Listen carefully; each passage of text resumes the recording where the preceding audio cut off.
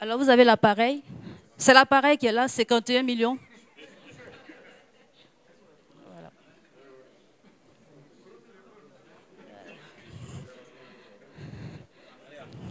Voilà. Il y a plusieurs accessoires. Voilà.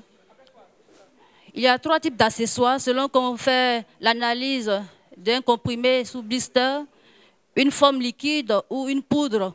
Voilà. Ça n'apparaît pas là-bas. Mais pourquoi ça n'apparaît pas sur l'écran qu'il y a là-bas?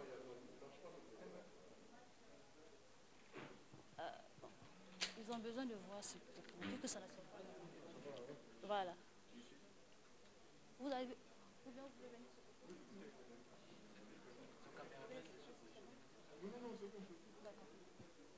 Voilà. Donc avec ce dispositif, on va analyser un comprimé sous blister directement. Voilà. Il va sortir l'échantillon de sa boîte.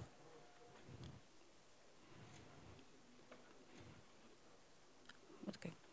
Donc il va analyser un comprimé de paracétamol. Alors il va sélectionner la méthode.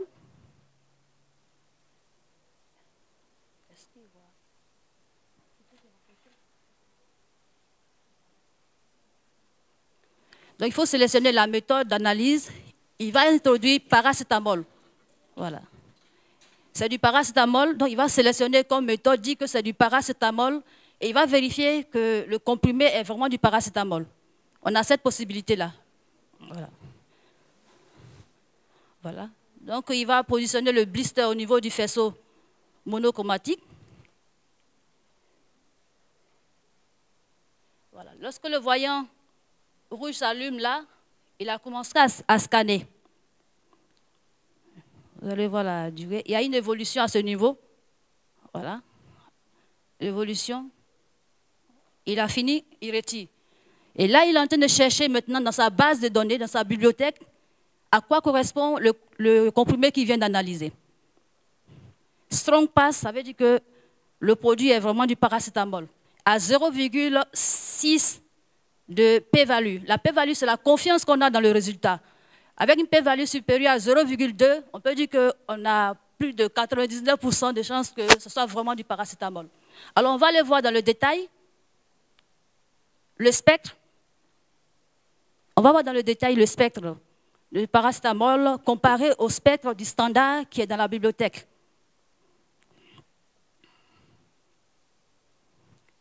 Voilà, vous voyez, en bleu, c'est le spectre du standard. Et voilà le spectre du paracétamol que nous avons mis. Ici, c'est le bruit de fond, non, ce n'est pas important. Mais vous voyez que les spectres sont superposables. Vous voyez, l'allure, c'est les mêmes allures. Et c'est cette technologie qui est utilisée pour pouvoir dire qu'un médicament est bon ou est falsifié. Okay. On va passer à une deuxième analyse. Et là, on va prendre un médicament, un comprimé, dont on ne connaît pas la composition, et on va lui donner une autre méthode, et on va voir si c'est la même chose. Là, c'était du paracétamol, et nous avons sélectionné la méthode paracétamol. Il nous dit que c'est du paracétamol. On va prendre un autre comprimé, et on va prendre une méthode au hasard, et on va voir si c'est la même méthode, si c'est le même composé. Tu as pris quoi? Donc, il a pris un comprimé d'atéméthyle méphentrine, et il va sélectionner la méthode paracétamol, puisqu'on vient de l'analyser paracétamol. Voilà.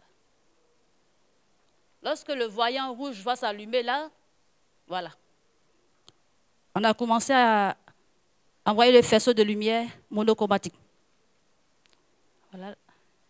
On a là l'évolution.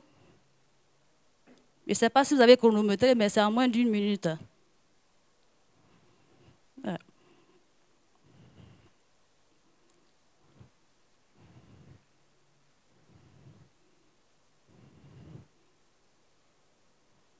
Voilà. Là, il recherche maintenant dans sa base de données.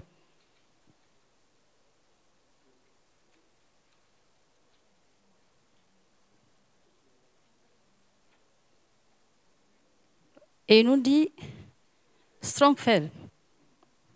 Ce n'est pas du paracétamol. Et on va aller dans les détails pour voir s'il connaît le comprimé. Voilà. Donc, il va dans le détail. Et l'équipement nous dit que c'est de l'artéméter et lumefantrine avec 0,38 de p-value. Donc, c'est de l'artéméter et la lumefantrine. Voilà. Donc, c'est par ce procédé-là qu'on arrive à faire du contrôle de qualité. Voilà. Voilà, nous vous remercions de votre aimable attention.